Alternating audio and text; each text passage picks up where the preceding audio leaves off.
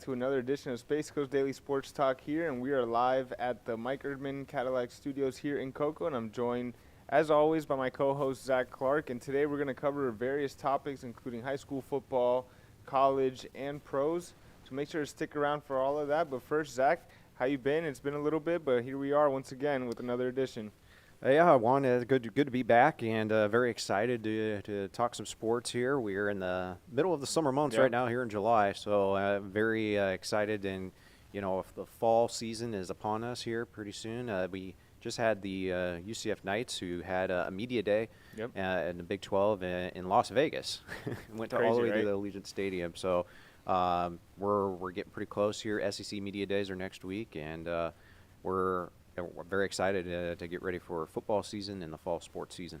Absolutely, and we're really excited to get our broadcast crews out there and get right back to it. And we got a lot to get into and a lot of teams to really keep an eye out for, and we're going to get into that in just a minute. But we've been able to catch up with some of the players, some of the top prospects around the county, and Brady Hart, Javian Hilson, Javen Boggs, and most recently Xavier Larice, which that's going to drop here later this evening at around 6 o'clock. We get to catch up with O'Galley's Xavier Larice. But Zach, let's just talk a little bit about, looking forward to this upcoming season. Of course, we got back-to-back state champion in the county in the Cocoa Tigers, and we just finished up a lot of the spring and summer practices. What are some things you're really looking out for this upcoming year, and some of the big storylines you've seen recently? Well, across Brevard County, our talent level is – I don't think I've seen the amount of talent that we have in this county that is going to be coming out here in this next class in quite some time. Yeah. There are a lot of highly touted individuals that are going to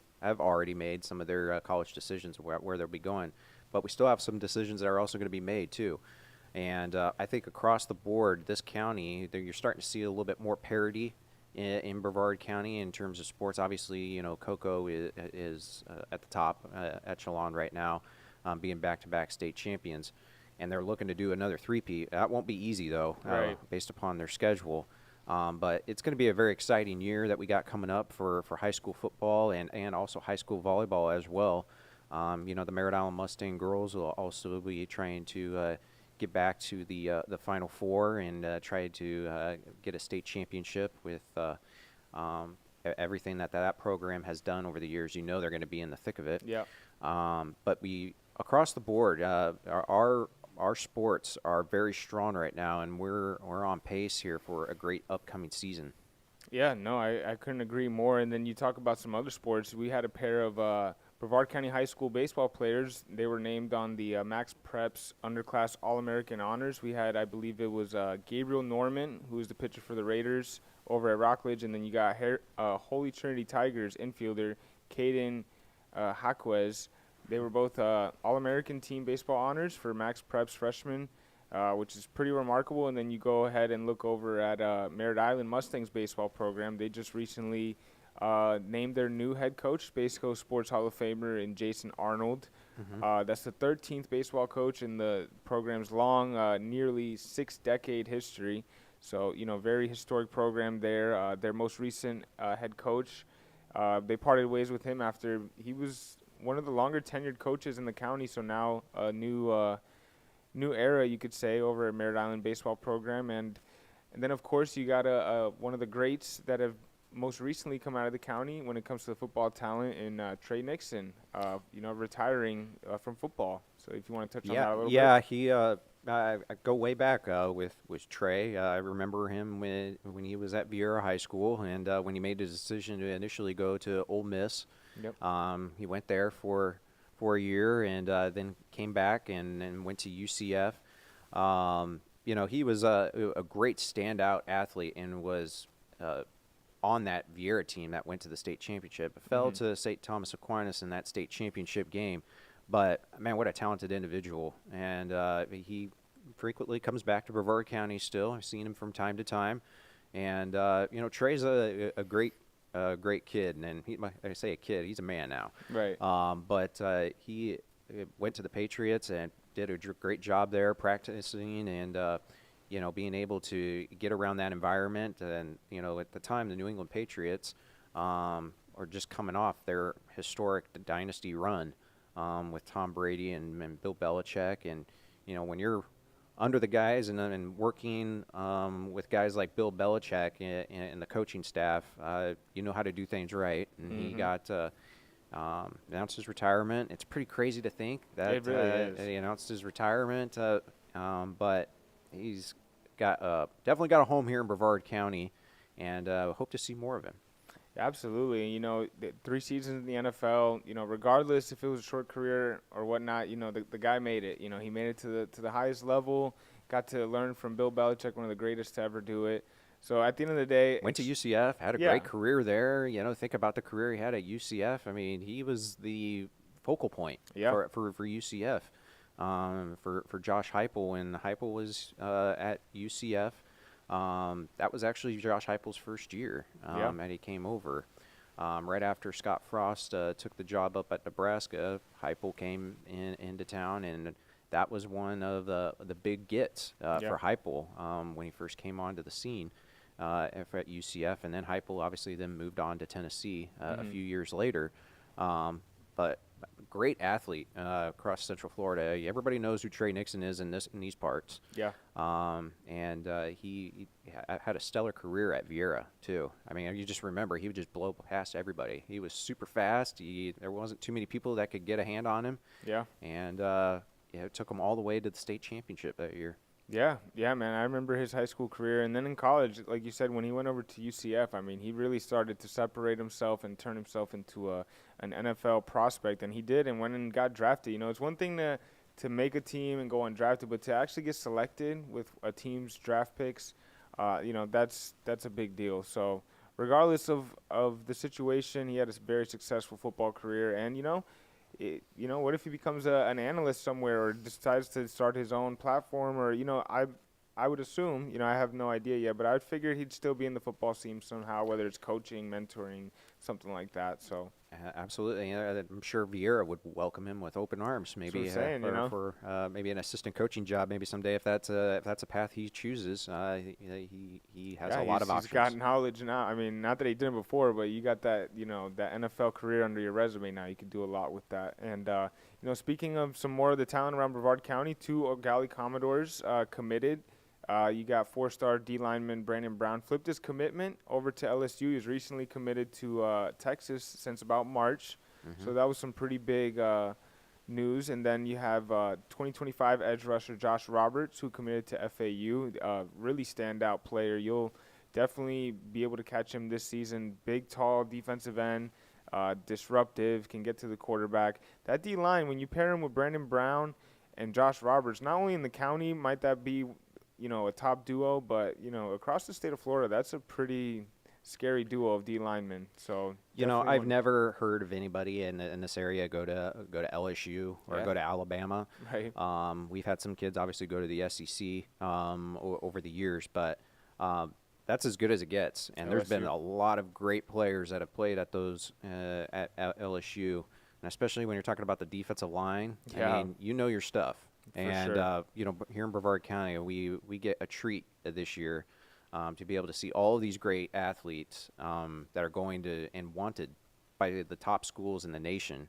You know, for our population density that we have here in Brevard County compared to the rest of the state, I mean, we are right there with, for sure. with some of the biggest cities, Orlando, Tallahassee, Miami. There are a lot of college scouts that are here in Brevard County, and then Brevard County is on the map right now. Yeah, you know, I couldn't agree more. And then, you know, these players that we have here, they're looking and getting offers from these schools. Not only are they big schools, but they're on top right now. Like, you look at Texas, they're rolling now, and they're offering these kids. And, you know, they want Brevard County kids when their programs are peaking right now. So that really says a lot about the talent here. And the coaching staffs, you know, they're really helping get the most out of these kids. And, you know, we really can't wait. We can't emphasize enough how excited we are for the upcoming season. But, Zach, before we, you know, merge into some college and pro stuff, any, you know, other thoughts on some of the high school football and sports here in Brevard? Yeah, we do have your interview with Boggs that we're going to talk, you know, we'll show here in just a little bit. But Boggs' decision is that was big. And especially, you know, we didn't get a chance to talk about it too much, but Wayne Younger took a job at Missouri, and that connection, that's kind of interesting. I'd be curious to see how much that played a factor, if any. But obviously Missouri, who had an 11-2 season last year, is peaking, if you will, in the SEC, and they are coming here to Brevard County to get kids and coaches, apparently. So it's a very exciting time here in Brevard County. But we got a lot of great stuff on the plate here today for you, but we want to make sure we thank you for tuning in. If you have a question or if you have a comment, you can go ahead and leave it in the Facebook comment section. We're also on YouTube as well, so if you want to be able to reach out to us on YouTube, if you have a question, comment, or anything like that, you can reach out to us on there as well and make your voice heard. We also want to make sure we thank our sponsors as well, Erdman Automotive, and all of the great sponsors at Health First and at Erdman Automotive and Eastern Florida State College, All Points, everybody who makes broadcasts here on Space Coast Daily and are going to be great sponsors here for the upcoming sports season. And we want to make sure we extend a thank you to everything that they do for allow us to do what we do. And we're here at our Space Coast Daily TV studios here right on the corner of US 1 and 520. And a great location here right by the water tower. Yeah, you can't miss it. And you can't miss it. So we got some exciting stuff here coming up, and we're going to talk some more sports. Yeah, man. Like you said, that big decision by Javen Boggs, that was huge. Javen Boggs, one of the top receivers, not just in this county, not just in the state, but in the entire country. And, every single school wants him on campus, and we'll definitely continue to monitor that. Of course, Javian Hilson, he's committed to FSU and recently did an interview with them and mentioned he's shutting down his recruitment. He said that's his dream school. And, he likes all the players that have been developed and came out of FSU. So, sounds good. Shutting down the recruitment, wait till signing day. These days, those words are a little different than the what day they of the meant. NIL. Are you ever committed? Yeah.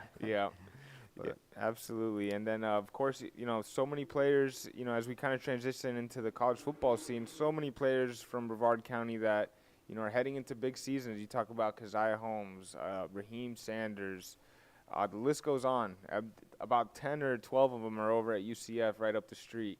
So it'll really be something to watch. But, Zach, any thoughts on, any big news, any headlines? Of course, you got the big EA, NCAA football. Of course, you could play with some of these Brevard County athletes that you grew up, being friends with and things like that. So, of course, any thoughts? No, I think everybody, like everybody else, is pretty excited about the EA game coming out. There hasn't been a game since, 2014 was the last game. So it's been 10 years. So there's been a lot of talk about that game, and obviously a lot of the kids and local area athletes are pretty excited about, to play that game. Good opportunity to kind of, get ready for the football season, and that game has always been a great conversation starter, and they've created some controversy already. And the game's not even out yet. Yep. But lots of exciting stuff, and from a college standpoint, there's lots of storylines when it comes to all the stuff that's going to be happening this year. Obviously, you got the addition of Oklahoma and Texas, who just came onto the scene in the SEC, and there's lots of talk and lots of smack talk already between Texas and all the other schools, and namely one of the big ones was Texas and Texas A&M kind of getting at it over a baseball coach. Really? Texas A&M, Texas plucked Texas A&M's coach, who was just in the national championship game, and kind of stiffed the Aggies. So a little sour grapes there. Already.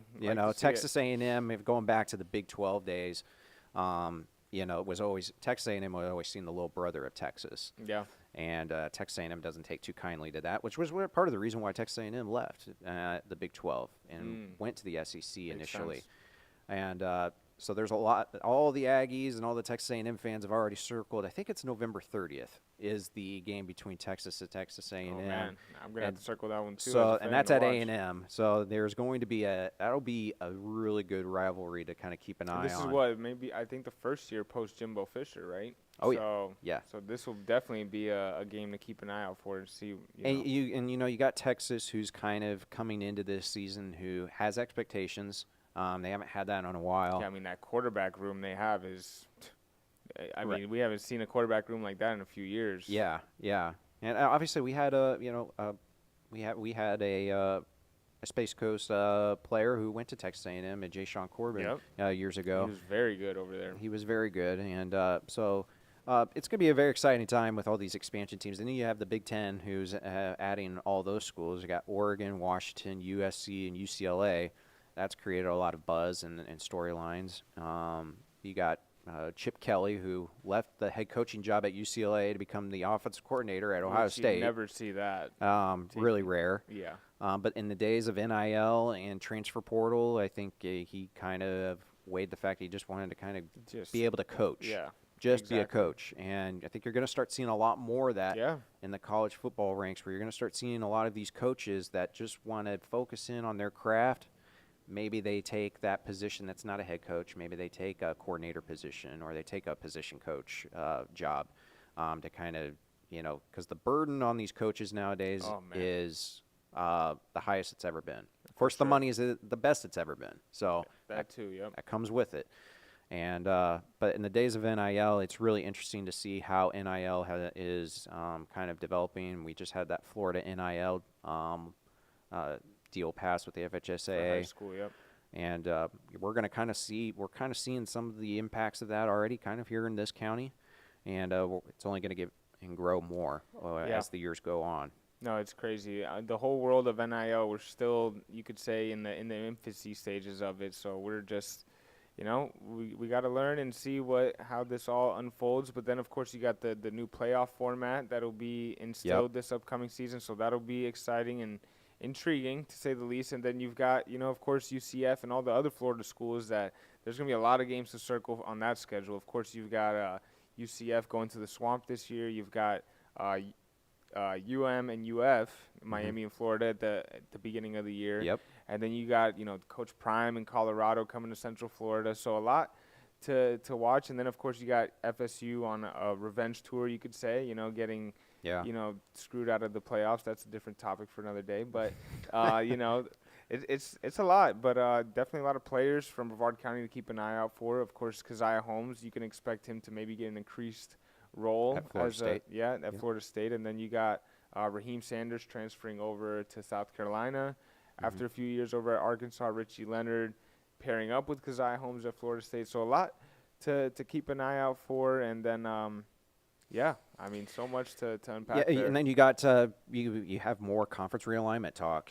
We have talks of Florida State and Clemson. For a while, the talk was SEC or Big Ten. That was kind of like the talk there for a while. But now the trend is that a lot of people are talking about is possibly them joining the Big 12 with the strength of the conference, that the Big 12 looks like it's going to survive, and that they have schools where they're going to be able to thrive. That could be an interesting fit for Florida State and Clemson. I think from a Florida State perspective, I think that's a win-win across the board. I don't think you're going to get as much money as you would be in the SEC or the Big Ten, but from a competitive standpoint, I mean, Florida State can go right in there and compete right away. Yeah, that's the thing, because they've already got, and we've talked about this before off air. The trench play when you're switching conferences. I think FSU's already got that part down. So if they, and like you said, the money might not be there, but the competitive standpoint and dominating that conference, I think, will be there. So I think the money will come along with it afterwards. Yeah, and when you look at, we mentioned the 12-team playoff that is going to be happening this year in college football. You have to weigh the fact that when you are, from a competitive standpoint, you want to make sure that you're making enough money to be able to keep up with NIL, but you also don't want to get overloaded where you go into a conference where you kind of get lost. Right. And I really think that with how these conferences and how the teams are shaping up, that's a good, unique fit for a Florida State, where you can go in there and you can maybe get one of the top couple spots in the conference. Yeah. And that's really probably all you're going to need to be able to advance to the playoff, because the way the playoff works is, the conference winners obviously will probably get an automatic bid into the conference. So if you're already competing at the top of that conference, you could get one of those automatic qualifier bids and be able to compete in the playoff right then and there. And I really think that's where, from a money standpoint and from a competitive standpoint, that's probably the best fit for Florida State right now. If you go to the SEC, that could take a couple years to kind of get used to that kind of the week after week after week competitive competition that you're going to be going up against is going to be much more intense. And now teams going undefeated are pretty much going to be a thing of the past, I think. I don't think there's going to be too many teams that are going to be able to do that week after week. You're talking about possibly, if you make the championship game and a national championship game, you're talking about playing 16 to 17 games in a season. That's a lot. It is. And that's a lot more than what these kids have been playing with 13 or 14 games. Yeah. Now you're talking about adding a couple more games onto that. For the NFL, it sounds good because they don't have to go to class. These kids, they've got to balance school still, which is well, supposed to, yeah. Supposed to, yeah. Yeah, in the days of NIL, I don't even know if you can even call them even really student athletes nowadays because now it's just they're almost amateur sports. Yeah, amateur pro sports. It's become for the top players and even some of the lower tier. It's like. And that gets into the whole thing of, how bye weeks are going to play out because now if you're talking about, these kids are going to be going week after week after week, they're almost going through it more than an NFL athlete is actually, going through, considering when they start training and how the bye weeks play out and week to week. It'll be interesting to watch. And but I'm really excited for that. I think Florida State would be a great fit in the Big 12. The ACC, that would leave the ACC pretty much. That's what I was gonna get to there. If Clemson and FSU, that's pretty much the death of the ACC. It's like they almost got to just get rid of it as a whole and just start merging into less. Get set for the same fate as the Pac-12. Get to the point where the pros are. Just two conferences and then. AFC, NFC, could that be something down the line we see? Yeah. It's a real possibility. But, a good thing that for UCF is that they got into the Big 12 when they did. Yeah, because now they got it rolling. They got it rolling. They got a couple years under their belt that they'll be able to, kind of get used to that conference. And, with all the conference realignment stuff, it looks like they're in a pretty good position now. I thought for a while that the Big 12 was possibly going to be a conference that I don't know what their future was going to hold after a while, but it looks like they're going to be one of the surviving conferences based upon how much money they raised and their TV contracts that they just renewed. They're in pretty good shape right now. But the ACC that's in flux right now because if you lose your top two, you lose a Florida State and a Clemson. Yeah, how do you make up? You can't make up. There's no team that it's like 1A, 1B, and then a huge gap to 2, And we didn't even mention Miami. Miami's in the ACC. Well, yeah, and then where does Miami go? Yeah, and they're going to be sticking around like, where's us? We're a private school with all this money, it's like. Yeah. And it's an interesting negotiating point because you talk about those schools and then you look at UF and the SEC, they're like, they're almost doubling what both those schools make each, and it's like, yeah, they're horrible. It's like, how are we here? And then UF is, just by default because they were already there, they get to make all this money. It's an interesting landscape, and we get to. Let's go to your interview that you had with Boggs. First off, this first video that we have is Boggs making his announcement of where he is going to be going. And then the next video that will follow behind is Juan's interview with Boggs right after he made the decision about where he is going. So we'll play that here for you right now. My homeboys, everything like that. But, and I thank all the coaches that recruited me and, spend the time out there, days and stuff like that, months to recruit me. But for the next 3 to 4 years, I'll be taking my talent to Missouri.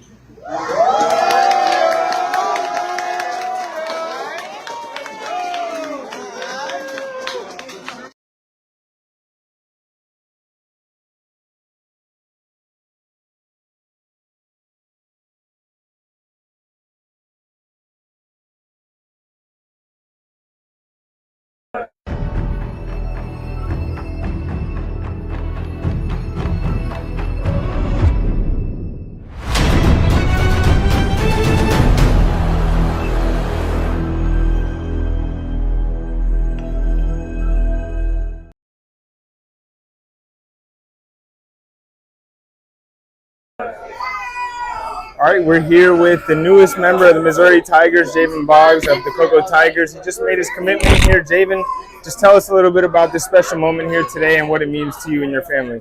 It's a great moment for me, to be here with my family and make this decision, in front of all of them. And just on the 4th of July, it's a great holiday, and it's just added, it's a bonus that I committed today. I have a great time with my family.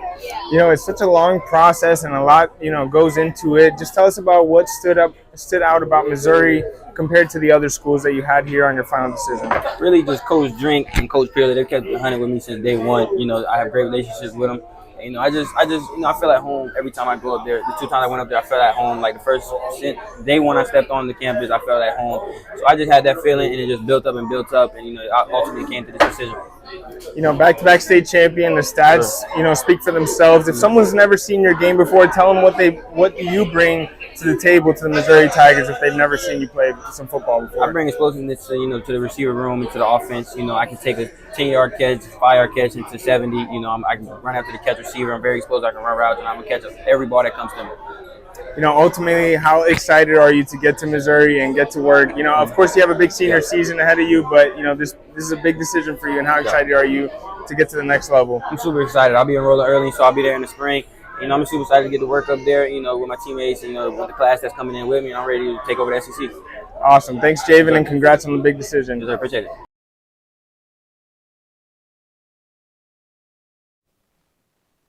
Great stuff there by Javen Boggs on, one of the biggest decisions of his life there, making the big commitment to Missouri on his big signing day, or commitment day, I should say.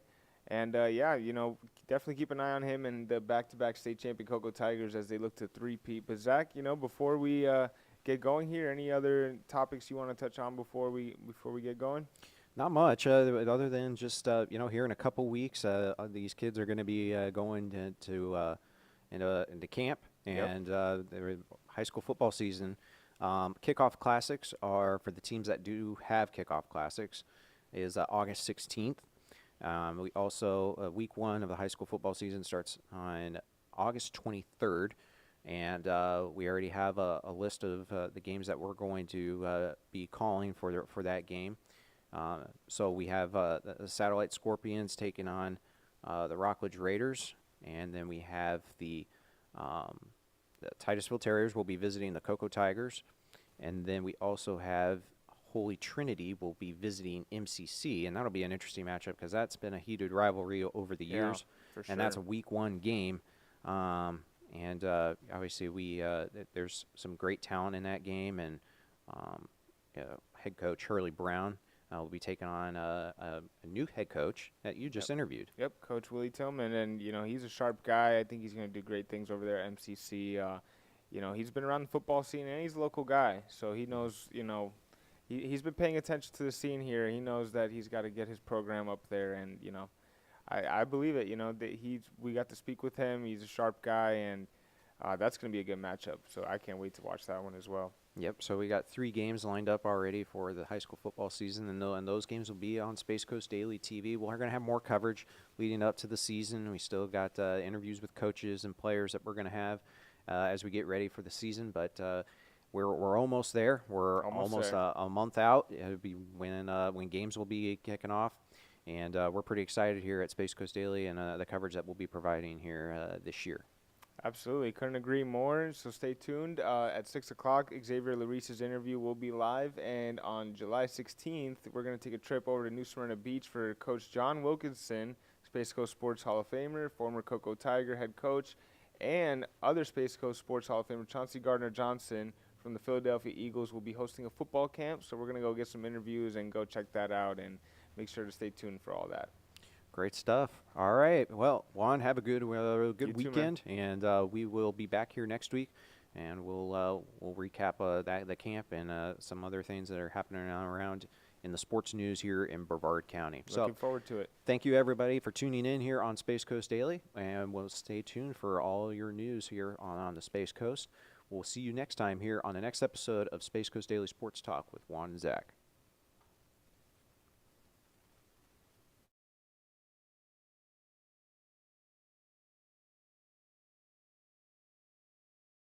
Get your business launched with Space Coast Daily through spacecoastdaily.com, Space Coast Daily's social media, in print with Space Coast Daily newspaper and the magazine, as well as email blasts and the mobile app, and also at Space Coast Daily events, you can reach new customers every day. Get launched with Space Coast Daily and take your business to new heights. Call 321-323-4466